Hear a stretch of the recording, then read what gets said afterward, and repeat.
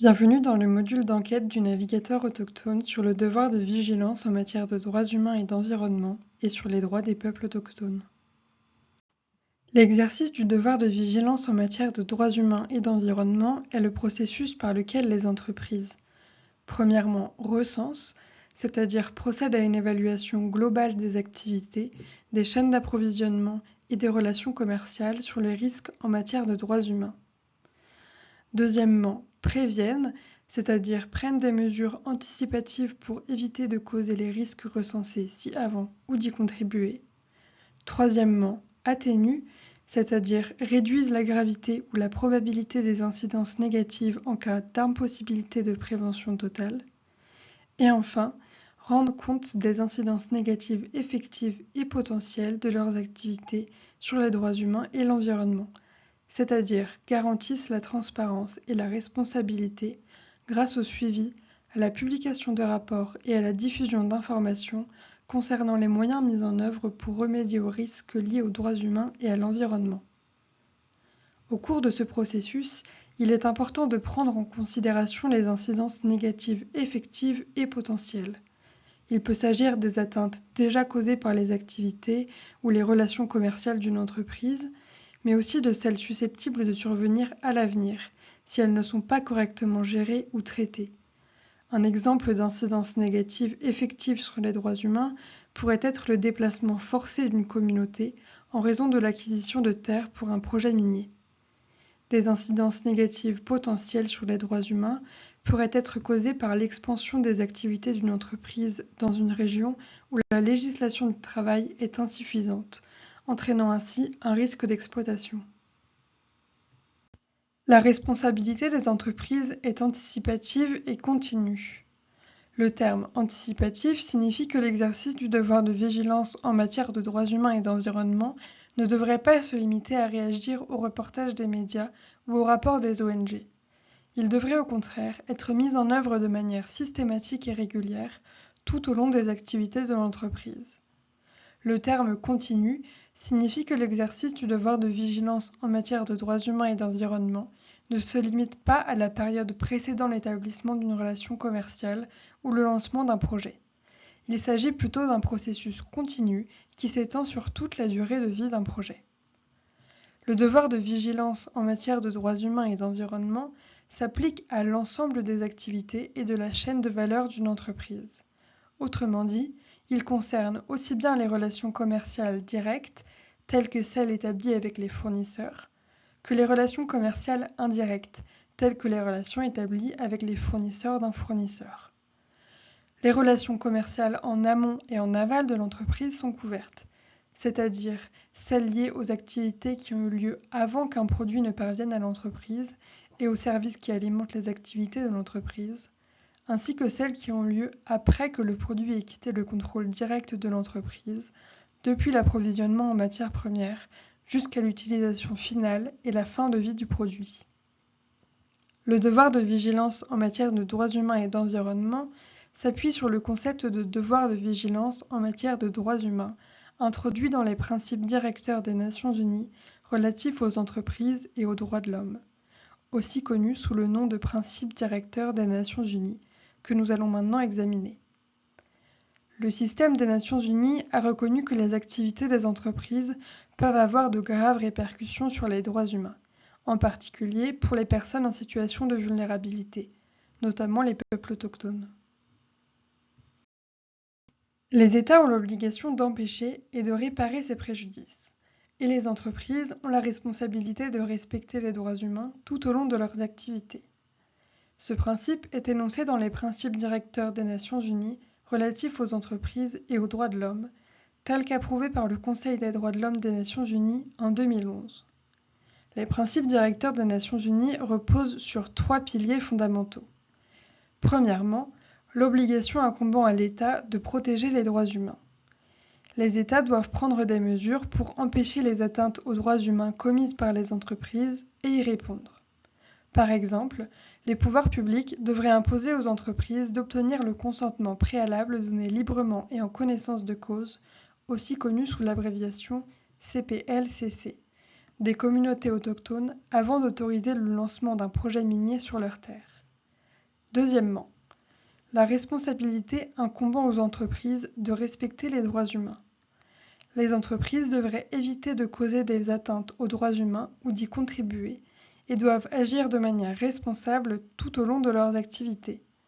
Par exemple, une entreprise qui construit un pipeline devrait évaluer les incidences potentielles sur les terres et le patrimoine culturel autochtone et prendre des mesures pour éviter ou atténuer les préjudices. Troisièmement, l'accès à des voies de recours.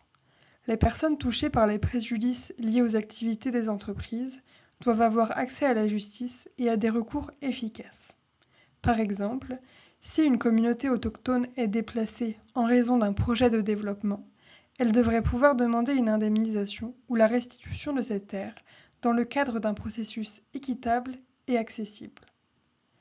En 2017, le Comité des droits économiques, sociaux et culturels des Nations Unies a renforcé ces principes dans son observation générale numéro 24 sur les obligations des États dans le contexte des activités des entreprises, en soulignant que les États doivent réglementer la conduite des entreprises tant sur le territoire national qu'à l'étranger, garantir la non-discrimination et offrir des voies de recours utiles. D'autres cadres, tels que les principes directeurs de l'OCDE à l'intention des entreprises multinationales, accordent une large place aux droits des peuples autochtones. Ils appellent les entreprises à accorder une attention particulière aux groupes exposés à un risque accru, notamment les peuples autochtones, lorsqu'elles exercent leur devoir de vigilance en matière de droits humains et d'environnement. Il est essentiel de bien comprendre ces cadres. La compréhension de ces cadres permet aux peuples autochtones de connaître leurs droits, mais aussi de mieux appréhender les obligations légales incombant aux États et les responsabilités incombant aux entreprises. Le non-respect de ces obligations entraîne des atteintes ou des violations des droits des peuples autochtones. Dans cette vidéo, nous vous proposerons un aperçu des principaux instruments internationaux relatifs au devoir de vigilance en matière de droits humains et d'environnement, et un examen des lois et politiques nationales qui devraient être examinées lors de l'évaluation des incidences des activités des entreprises sur les peuples autochtones. Avant d'aborder les principaux instruments, examinons quelques concepts clés. Une violation des droits humains est un manquement à une obligation juridiquement contraignante, généralement commise par un État et constatée par le biais de procédures judiciaires ou quasi-judiciaires. Une atteinte aux droits humains peut être commise par des acteurs non étatiques, tels que des entreprises, et comporte des actions ou des omissions qui enfreignent les droits humains. Les préjudices causés aux droits humains désignent les incidences négatives sur les individus ou les communautés résultant des activités des entreprises ou de certaines politiques. Bien que ces préjudices puissent ne pas atteindre le seuil juridique requis pour être considérés comme une atteinte ou une violation, il reste crucial de les identifier et de les traiter dans le cadre des processus relatifs au devoir de vigilance en matière de droits humains et d'environnement. Nous allons désormais nous intéresser aux principaux instruments relatifs à la prévention et à la gestion des incidences négatives des activités des entreprises sur les droits humains. Le module sur le devoir de vigilance en matière de droits humains et d'environnement fait souvent référence aux normes et obligations énoncées dans les principaux instruments sur le sujet. Nous avons déjà présenté le premier d'entre eux, les principes directeurs des Nations Unies relatifs aux entreprises et aux droits de l'homme. Bien que dépourvus de caractère juridiquement contraignant, ces principes ont été adoptés à très large échelle et intégrés dans d'autres cadres définissant la conduite responsable des entreprises. Selon les principes directeurs des Nations Unies, les États ont l'obligation de mettre en œuvre un environnement politique et réglementaire efficace qui garantisse que les entreprises respectent les droits humains et offrent aux victimes d'atteintes et de préjudices liés à leurs activités un accès à des voies de recours. Concrètement, les États devraient, premièrement, fixer des atteintes claires à l'égard des entreprises en adoptant des lois, politiques et réglementations qui disposent explicitement que les entreprises devraient respecter les droits humains dans toutes leurs activités, tant sur le territoire national qu'à l'étranger. Cela suppose notamment d'imposer aux entreprises d'exercer un devoir de vigilance en matière de droits humains, c'est-à-dire d'identifier et d'empêcher les incidences négatives qu'elles pourraient causer ou contribuer à causer, et y remédier. Deuxièmement, garantir l'efficacité. Il ne suffit pas d'adopter des politiques sur le papier. Les États doivent veiller à ce que ces cadres soient efficaces dans la pratique, c'est-à-dire qu'ils soient appliqués, suivis de près et actualisés si nécessaire. Cela suppose notamment de garantir un accès à des voies de recours aux personnes lésées par les activités des entreprises. Troisièmement, un assortiment judicieux de mesures.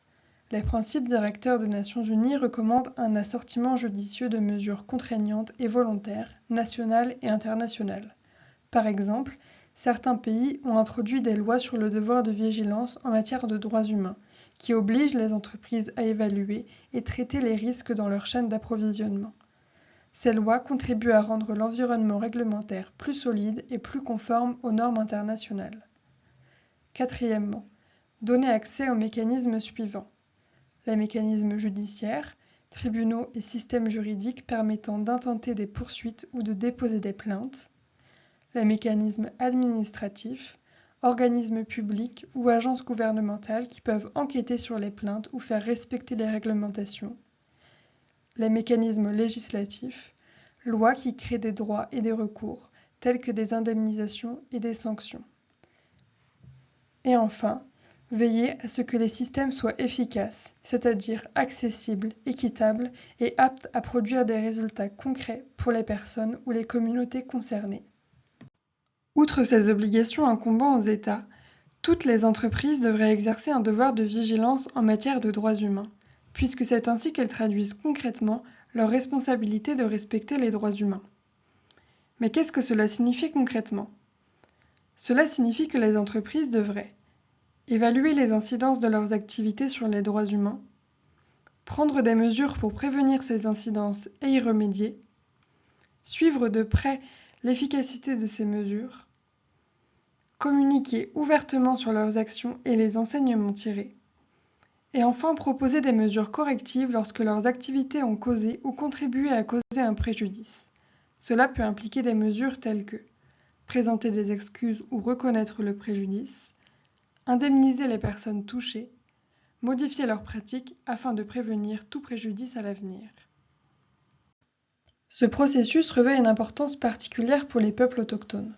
Par exemple, si une entreprise prévoit de construire des infrastructures à proximité de terres autochtones, elle devrait évaluer les risques pesant sur les droits des peuples autochtones, notamment leur droit au patrimoine culturel, à la terre et à la santé, et engager un dialogue constructif avec la communauté avant d'aller de l'avant.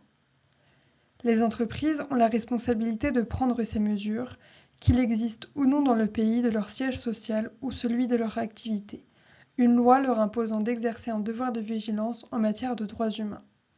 Une telle responsabilité concerne l'ensemble des entreprises, sans distinction de taille, de secteur d'activité ou de pays d'implantation.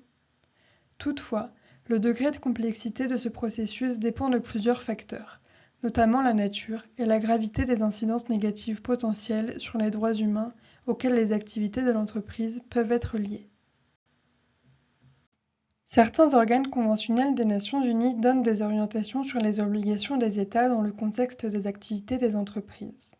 Par exemple, le Comité des droits économiques, sociaux et culturels des Nations Unies, ou Comité DESC, a publié des orientations importantes à cet égard. Ce comité est un organe composé d'experts indépendants qui surveillent la mise en œuvre par ses États parties du Pacte international relatif aux droits économiques, sociaux et culturels, ou PIDESC. Il élabore des interprétations faisant autorité afin de clarifier la signification et l'application de dispositions spécifiques du pacte. En 2017, le comité DESC a publié l'Observation générale numéro 24 sur les obligations des États dans le contexte des activités des entreprises. L'Observation générale établit clairement que les États ont des obligations dans le domaine des activités des entreprises et des droits humains. Ces obligations sont définies à 3 niveaux: respecter, protéger et mettre en œuvre. L'obligation de respecter.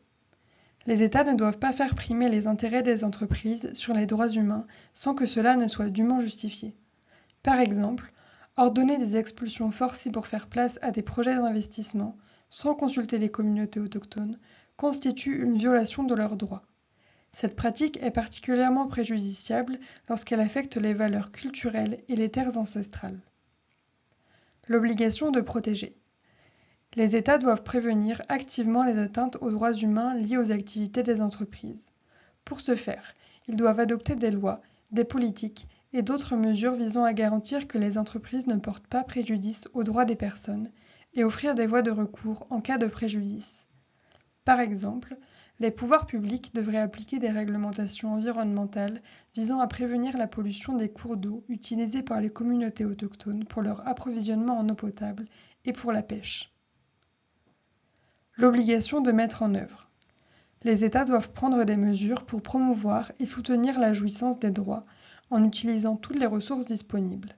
Ces mesures peuvent inclure la fourniture de services essentiels, l'application d'une fiscalité équitable et la collaboration avec les entreprises pour faire respecter les normes en matière de droits humains. Par exemple, un État pourrait s'associer à des communautés autochtones et à des entreprises pour garantir que les projets de développement incluent l'accès à l'éducation, à la santé et à des opportunités d'emploi qui respectent les valeurs culturelles. Il existe également deux instruments relatifs à l'environnement qui mettent l'accent sur les droits procéduraux, notamment l'accès à l'information, la participation du public et l'accès à la justice. Ces droits s'appliquent également dans le contexte des activités des entreprises. Tout d'abord, la Convention de Rousse. La Convention de Rousse est officiellement connue sous le nom de Convention de la CEE-ONU sur l'accès à l'information, la participation du public au processus des...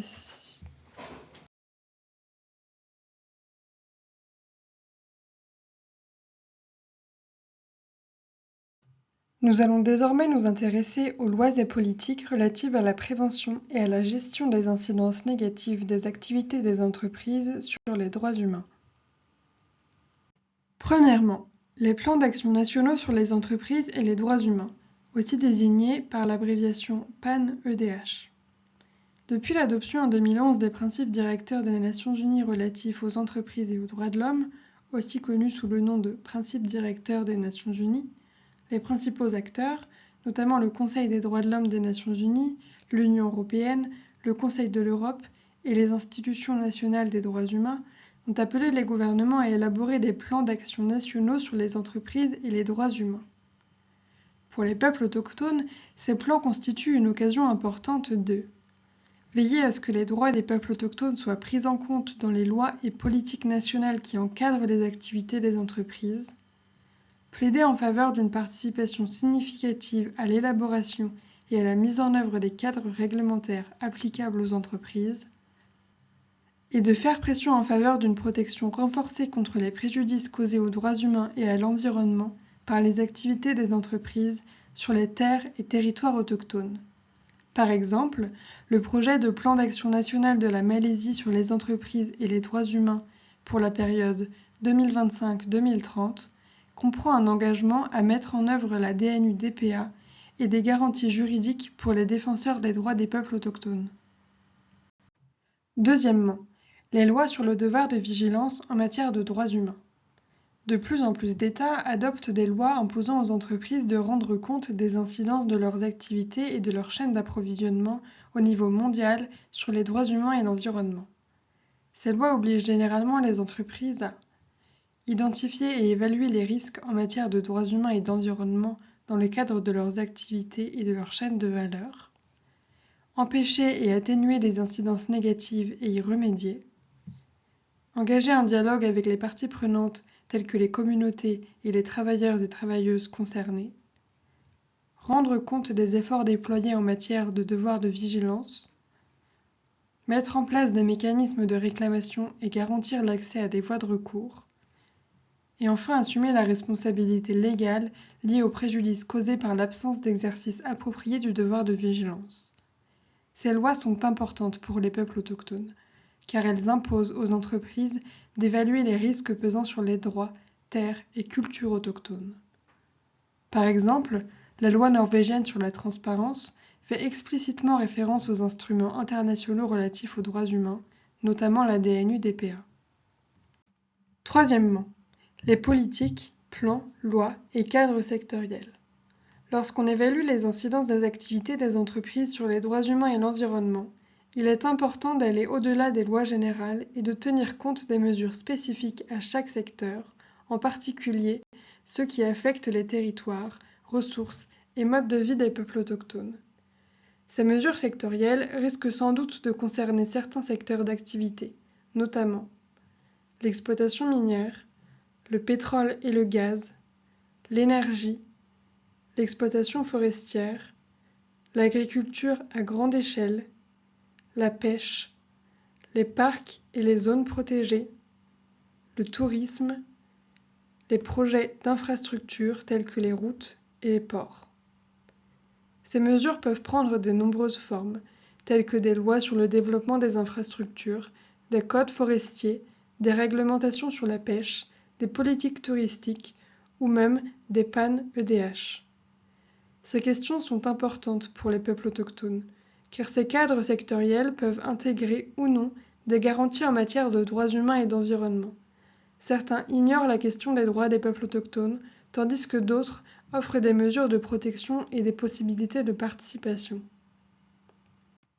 Quatrièmement, les lois nationales concernant les études d'impact sur les droits humains et l'environnement. Ces lois peuvent aider à déterminer les incidences sociales, spirituelles, culturelles, environnementales et les incidences plus larges des éventuelles activités de développement sur les droits humains des peuples autochtones. Une étude d'impact devrait être menée en coopération avec les institutions représentatives des peuples autochtones, et ces résultats devraient être considérés comme un critère fondamental pour la mise en œuvre de ces activités. Parmi les exemples de lois sur les études d'impact, citons la loi canadienne sur l'évaluation d'impact de 2019, qui couvre un large éventail d'incidences environnementales, sanitaires, sociales et économiques, en accordant une attention particulière aux droits des personnes autochtones et à l'analyse fondée sur le genre. Cinquièmement, les politiques de transition vers une énergie verte. Les gouvernements du monde entier adoptent des politiques de transition verte afin de s'orienter vers des économies plus durables et bas carbone. Elles consistent notamment à réduire la dépendance aux combustibles fossiles et à investir dans les énergies renouvelables telles que l'énergie solaire, éolienne et hydraulique. On peut citer comme exemple la feuille de route du Maroc pour le développement du gaz naturel de 2021 et le plan de transition énergétique du Nigeria datant de 2022. Ces politiques sont souvent présentées comme des solutions face au changement climatique, mais elles ont également des répercussions directes sur les peuples autochtones. Cette question est importante, car de nombreux projets d'énergie renouvelable, tels que les parcs éoliens, les barrages hydroélectriques et les parcs solaires, sont développés sur les terres autochtones ou à proximité de celles-ci. Ainsi, sans consultation adéquate et sans respect du droit au consentement préalable donné librement et en connaissance de cause, ces projets peuvent conduire à une dépossession des terres, à des atteintes à la culture et à des dommages environnementaux, à l'instar des incidences causées par les industries extractives. En outre, certaines politiques comprennent des mesures de transition justes, telles que des programmes de formation et d'emploi pour les travailleurs et travailleuses touchés par la sortie des combustibles fossiles. Cependant, ces mesures ne tiennent souvent pas compte des peuples autochtones, à moins qu'ils ne soient explicitement inclus dans la planification et la mise en œuvre. En examinant les politiques de transition écologique à l'aide du module sur le devoir de vigilance en matière de droits humains et d'environnement, il est important de déterminer l'existence de consultations menées auprès des peuples autochtones lors de l'élaboration de ces politiques, la prise en compte de leurs droits, systèmes de connaissances et priorités, et enfin la mise en place de garanties permettant de prévenir les préjudices et d'assurer un partage équitable des avantages. Merci d'avoir regardé cette vidéo. Si vous avez besoin de conseils supplémentaires sur l'utilisation des enquêtes et la planification d'ateliers de renforcement des capacités, n'hésitez pas à explorer les autres tutoriels vidéo et documents disponibles sur cette page.